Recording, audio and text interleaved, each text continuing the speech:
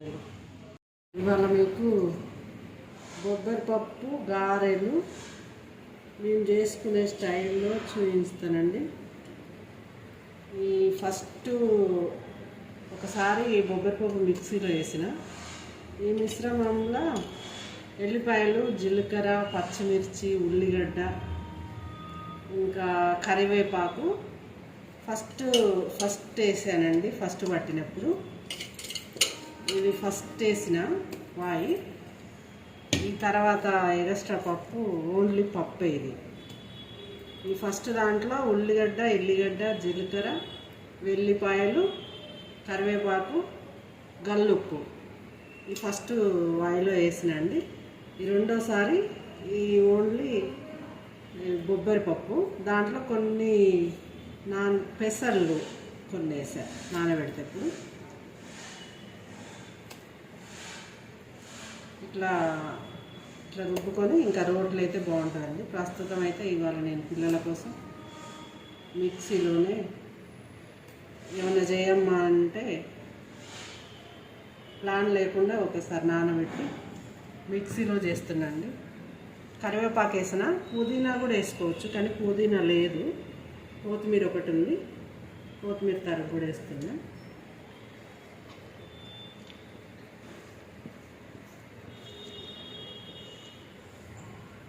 కొత్తిమీర తరుగు వేసాక మనం రోల్లో రుబ్బుకుంటే బాగా నురుగు బాగా వచ్చి మంచిగా ఆయిల్ పట్టి పొంగుతాయండి, బాగా టేస్ట్ ఉంటాయి. ఇప్పుడు మనం మిక్సీలో రుబ్బినాం కాబట్టి రోట్లో రుబ్బినట్టుగా రావాలి గారెలు అనుకుంటే కొంచెం తినే సోడా, వంట సోడా అండి, కొంచెం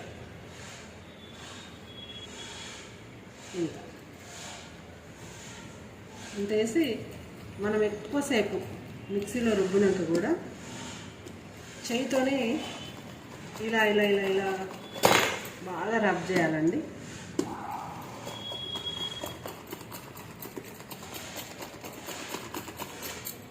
ఇట్లా రబ్ చేసినప్పుడు నురుగు వస్తుంది పిండి.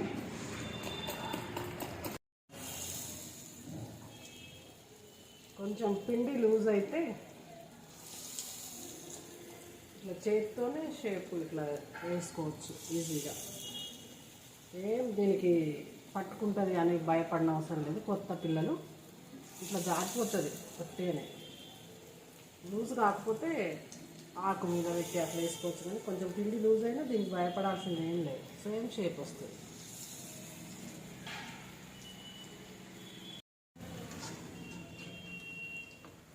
ఒకసారి ఇట్లా ఒకవైపు పూర్తిగా కాలిన తర్వాత ఇట్లా తెలుస్తుంది మనకు. ఒక్కసారి తిప్పుకుంటే రెండు వైపులా కరెక్ట్గా కాలుతుంది.